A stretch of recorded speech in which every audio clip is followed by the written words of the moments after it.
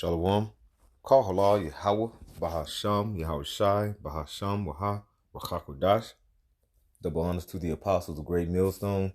Peace and blessings to you, Akim, pushing this word and truth and sincerity throughout the four corners of the earth. This is Amathia from Great Millstone, Dallas. And I wanted to go into this video here, just a little clips on it.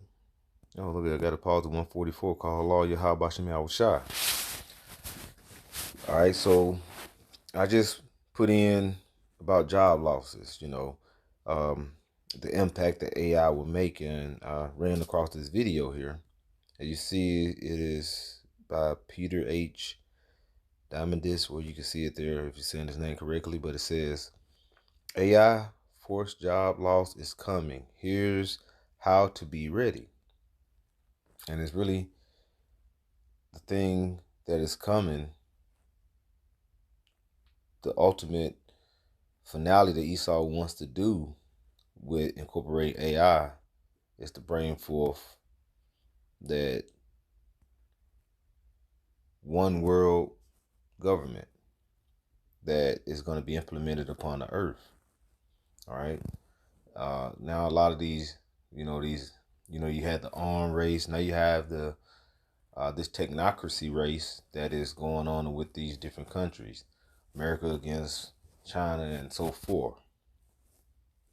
So now we're about to see this video, because that's the next big thing going into that fourth industrial revolution. This is going into this AI. This is going into the MOT to the B. All these things are incorporated into one. All right. And we know back in the time when the first Bush was in office, he said that they were trying to set up that new world order, and he said they were going to be successful. All right. You don't build a bridge in a day. Sometimes it takes time. And that is what Esau is setting up to do. He's want to continue his rulership. He don't want to let it go. So he's going to set up to put everyone under this one world government, and it's going to end off with trying to put that Karak in you. All right. But I'm going to go ahead and play this, and Lord willing, we'll get some scriptures here. In the countries with the lowest unemployment are Sweden, South Korea, Germany. There's just so much more work to be done. I tried to get a little application built, and I tried to tell my software guys, build this application. You should be able to do it in half a day with all the tools. They're like, no, the integration of all the different systems, etc., still requires quite a lot of human interaction, to the extent that it's incremental but not massive. And what will happen is it's just uplift everybody with these AI tools, and we'll just churn out more code, because we just need 100 times more code written. If you talk to any trucking company and say, what happens when you automate all the truck drivers? They'll go, I'd hire 100 if I could today. I just can't find them. We don't have qualified truck drivers. Nobody wants to be doing that job anymore. So throughout history, and here in Texas, I forgot exactly where, it's off of, I believe, I-45. They're working on, automatic truck driving, automatic trucks, rigs that are going to be driving themselves, 18-wheelers. All right. I think it's over there around Garrett, Texas, or something like that. You can look it up, but this is something that Esau is putting forth. He's setting things up. Now, this man right here, he's going to try to put a twist on how beneficial it would be. But the man that's going to come behind him, that's going to speak, he's going to discuss how it could be detrimental to job loss. All right. Because I was reading an article earlier this week. It was going into like it can take place by 2030, 300 million jobs, or let's say 45% of the jobs. See, that's where it's going to cause an issue, where it's going to be a lot of people that's going to be without making their own money. All right. They're going to be without. So Esau is going to try to implement something to say, well, we still got you. Don't worry about it. But ultimately, he want to do what? Like the Georgia Guide song is, take away and take off the earth majority of the people. Because he said to sustain life, that's what was on the Georgia Guide song before it got destroyed.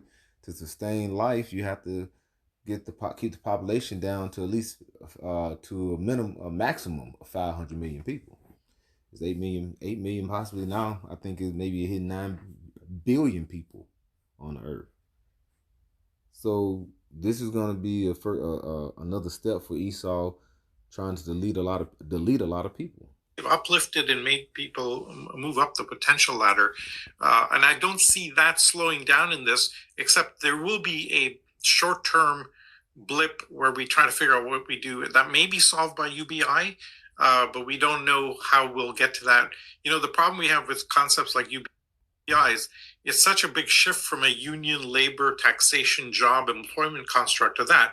We have no confidence in public sector getting there. Right? And so that's the challenge. See, like you said, is the public won't get there. But see, that's the thing. What is UBI? Universal Basic Income. All right, it's a social welfare. All right, where I'm gonna pull it up here. I'm gonna get the AI overview. UBI is Universal Basic Income. Is a social welfare proposal. See, all these things, this has been proposing it. Like you said, it might not get to the public. Yeah, it's gonna be. Look at what it says. Proposal where all regularly receive a minimum. All right, I'm gonna read that again. Is a social welfare proposal where all citizens regularly receive a minimum income unconditionally and without a means test or work requirement. See, they want to go ahead and set it up, right? It says the purpose, it says the goal is to alleviate poverty, improve financial stability, and potentially replace other need-based social programs. And they want to, as it says, all citizens. Okay? So this is going to be in a need be. So when the loss of jobs occurs, then you're going to be needing help. And they said, well, we're going to bring forth some. We're going to all give y'all a minimum income. We're going to constantly give y'all stimulus, basically, to stimulate the economy, to stimulate your household. See, and that is going to lead up to what? Revelations 13-16. And he calls it all. Now, what did we just read? It says a social welfare proposal where all citizens regularly receive a minimum income. All right. Now, how is that eventually the end goal? Revelations 13-6. He calls it all, both small and great, rich and poor, free and bond, to receive a mark in the right hand or in the forehead, and that no man might buy or sell, save that he had the mark, the charagma, or the name of the beast, or the number of his name. So this is going to be the solution when they say UBI. When UBI is incorporated, where they're going to say, well, how do we present the money to the people? Because ultimately, like I say, they're going to crash this economy. All right. And it's going to be a solution to the problem. This is going to be transitioning from how you cover your income. It's not going to be through check. It's not going to be through dollars. All right. It's going to be through more of a digital system. And the foundation is already set. And that's going to transition for that digital system to have everyone receive something inside them. Okay. All, both small and great, rich and poor, free and bond.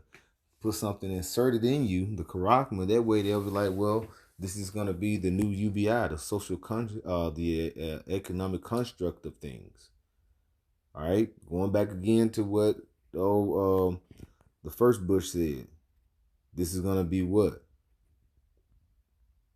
A new world order, a one world government, where all will be under this new economic foundation. All right. So let's keep going here.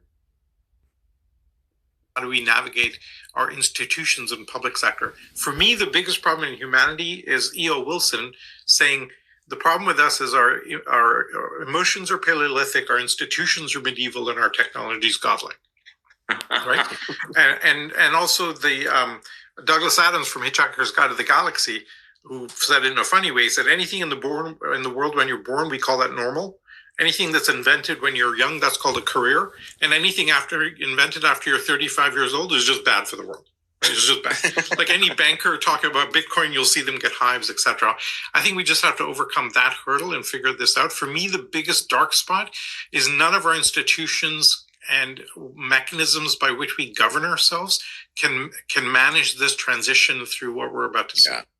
Okay, Mo, so you heard the positive side of jobs. We're going to always be creating more jobs. We're going to see increasing, literally we're dividing by zero. Productivity goes through the roof. People are able to be more creative, and we're creating things and doing things that we never imagined possible or ever expected to need. How do you think about jobs? Say we expected to need, everything is going to be, this is the upside of things that they're saying. But see, they're trying to say, don't worry about it. Everything's it's gonna be a little blip, but it's gonna ultimately be a good transition for everyone. All right. This is 1 Thessalonians 5:3. For when they shall say peace and safety, then sudden destruction coming upon them as travail upon a woman with child, and they shall not escape. All right. So they're saying it's gonna be cool. It's gonna be all right.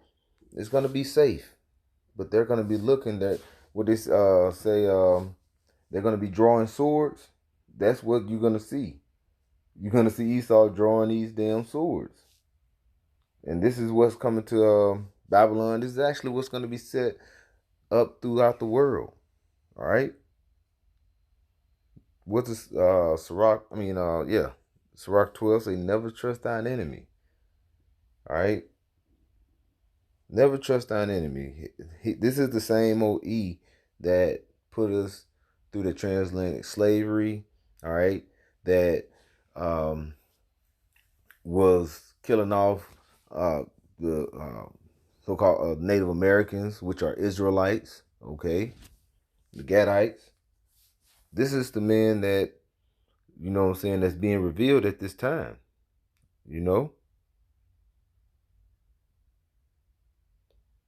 That's who we're looking at. All right, so let's keep going here. Leave it at Salim's point, and I'm in a very dark place on this topic. No, we want to hear it because you've got insights and wisdom that even AI doesn't have yet. That's a joke. I disagree. I think what is happening.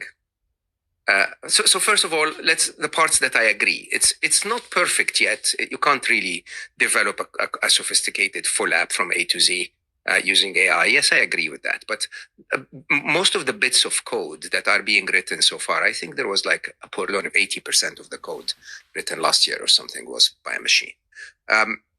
The thing is, so yes, I agree. It might take time until it's fully handed over. But I also agree with your last comment, which is we're nowhere near ready for this. Okay.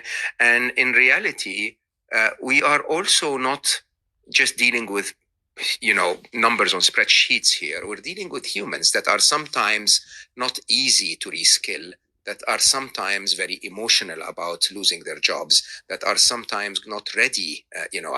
Think of how many people in the US today work 2 or 3 jobs just to make ends meet.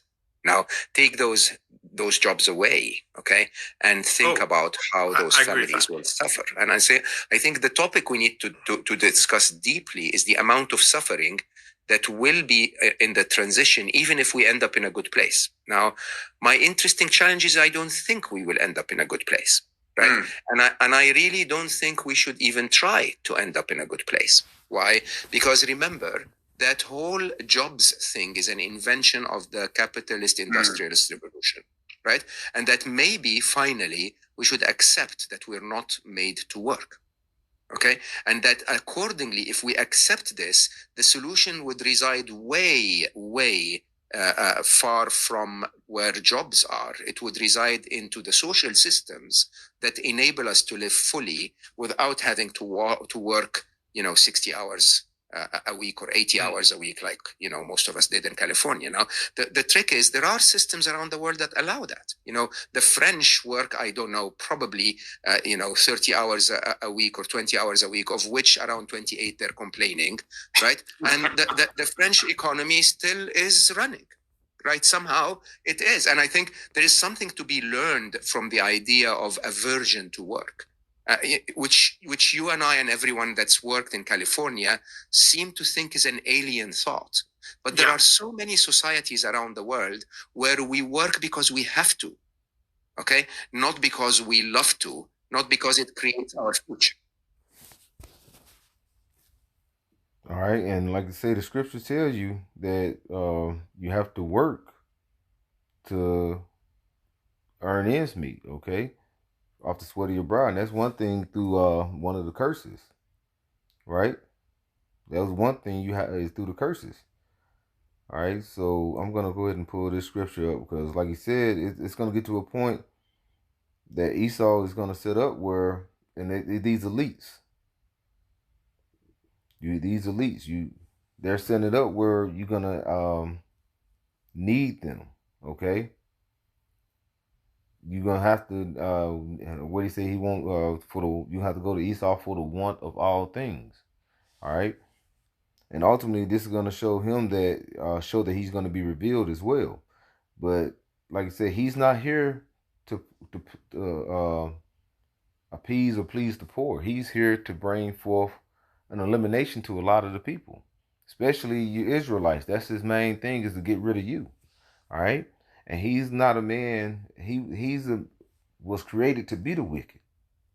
And he's going to do his job to try to take everything and heap of all things to himself. This is Obadiah 1 and 5. I'm going to read it in NLT. It says, if thieves come at night and rob you, what a disaster waits for you. And Esau is the ultimate thief. All right. He stole these lands here. All right. He stole the land over there where the small hats are. That is our land, the Israelites' land. All right. He steals things and then he says he's been there all the time. Like I always say, if you haven't seen the movie, and it's kind of Talladega Nights, where Ricky Bobby, he left the house and he came back and his friend Dale was there with his family and posted his picture up everywhere, all over the house, like he's been there the whole time. And what Ricky Bobby said, I was gone for 3 hours. He took his wife, he took his kids, he took his house, and put him in the poorhouse. That's what Esau do. All right. He comes and he's a thief. He rob you, and like I say, the disaster. He's a man that always looking to bring you down to the poor state and then look to destroy you. Back in Obadiah 1 and 5. If thieves come at night and rob you, what a disaster awaits you. They would not take everything, those who harvest grapes. All right. Always leave a few for the poor. Even like say thieves come in, they'll steal your we growing up, just kind of testimony, we had have plum trees, peach trees, and different things like that. And people will come, and we'll let them come and get some and glean, and get some of the grape, harvest a few. But the thing is, you always leave some. But Esau would have took everything. They got these machines now that they come and they shake the tree, and all the fruit comes off the tree. He would take every last little drop. Even the ones that hit the ground, he's gonna come pick them up. All right, that is Esau. Even thieves and robbers, they don't try to take every last thing. You know what I'm saying? So that lets you know this man is worse than the common thief or robber. All right. Keep going in the middle of verse 5. It says, those who harvest grapes always leave a few for the poor, but your enemies, so that let you know, Israel, that you have an enemy, but your enemies will wipe you out completely. Okay?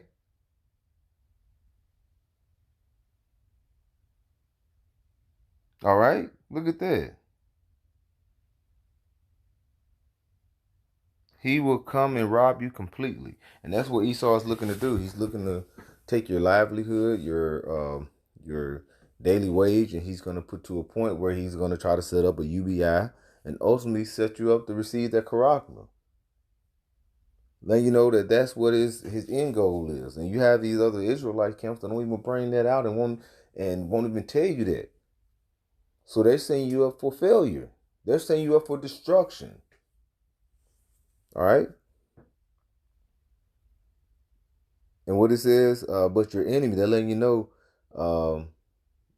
in all that you have an enemy. And then King David said, don't I hate them that hate thee, because they hate you. There's your enemy, it's your adversary. All right. So we don't supposed to be trying to be all friends with Esau. Like I said, we got to agree with our adversary, but yet you still have to be wise like a serpent, harmless as a dove. Be circumspect, knowing what's coming. All right. You know what? I'm gonna jump back to 1 Thessalonians and verse 5. 2 Thessalonians 5, and I'm gonna jump down to. I'm gonna just read on through it because we got to be alert.